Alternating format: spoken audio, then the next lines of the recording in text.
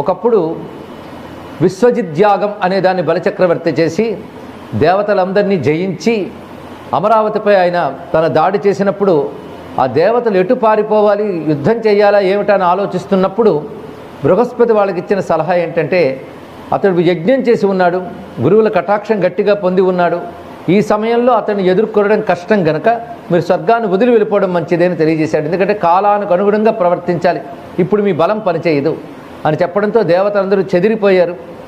ఆ సమయంలో ముల్లోకాల్ని ఆక్రమించుకున్నాడు బలిచక్రవర్తి.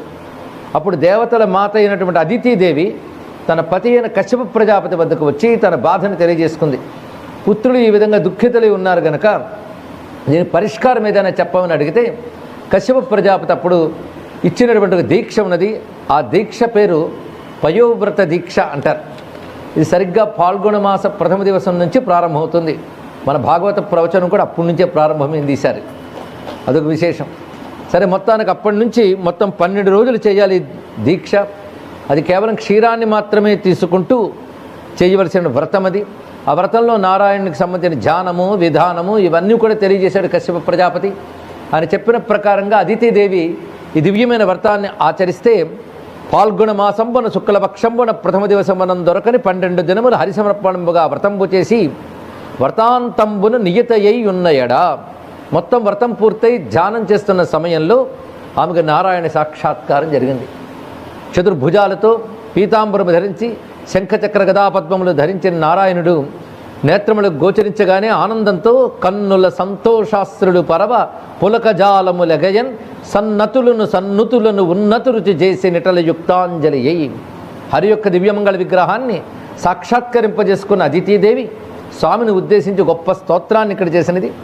యజ్ఞేశ విశ్వంభర అచ్యుత శ్రవణమంగళ నామధేయ లోకస్వరూప ఇచ్చా దివ్యనామములతో స్వామిని కీర్తించి తన కోరిక అడుగుతున్నది.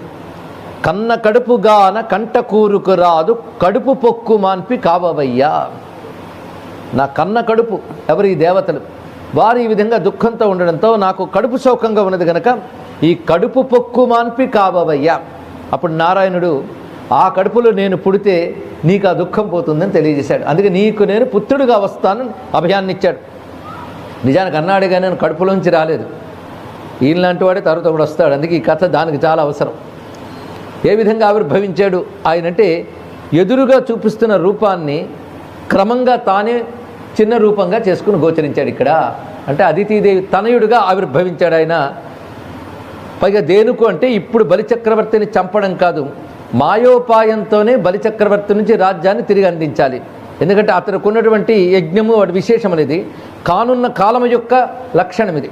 అదే బలిమిన్ దైత్యుల చంపరాదు వినయోపాయంబులంగాని సంచలనం బొందకు నేను నీ నియతికిన్ సద్భక్తికిన్ మెచ్చితిన్ బలి విద్వేషయు ఆ నిలింపగణమున్ పౌలోమయున్ మెచ్చ దైత్యుల రాజ్యంబు హరింతు ఇంద్రునికి నిత్తున్ దుఃఖం ఇంకేటికిన్. నేను ఇప్పుడు బలిచక్రవర్తిని సంహరించను కానీ రాజ్యం ఇంద్రుడికి దక్కేటట్టు చేస్తాను అని ఒక ప్రణాళిక వేసుకున్నాడు. ఆ చెప్పిన ప్రకారంగా మహానుభావుడు ఆమెకు తనయుడుగా కలిగాడు.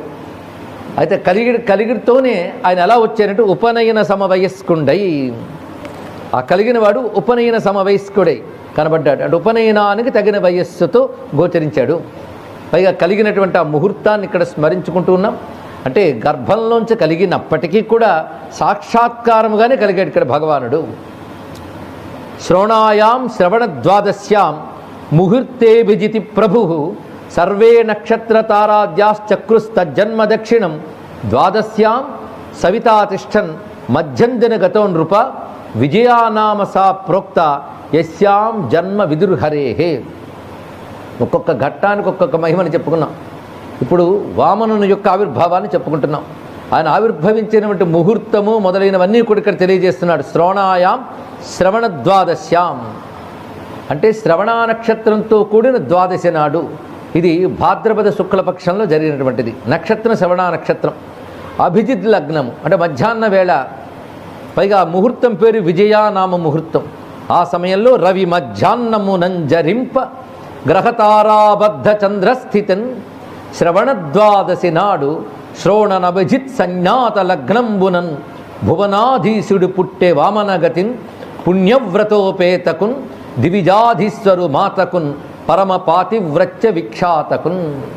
కలిగినటువంటి ఆ శిశువు శంఖచక్ర గదా కమల కలిత చతుర్భుజాలతో గోచరించితే అమ్మ చాలా సంతోషించి మురిసిపోతూ ఆయన నన్ను కన్న తండ్రి నా పాలి దైవమా, నా తపప్పలంబ నా కుమార, నాదు చిన్నివడుగా నా కులదీపిక రాగదయ్య భాగ్య రాశి వగుచు అని స్తుతించింది.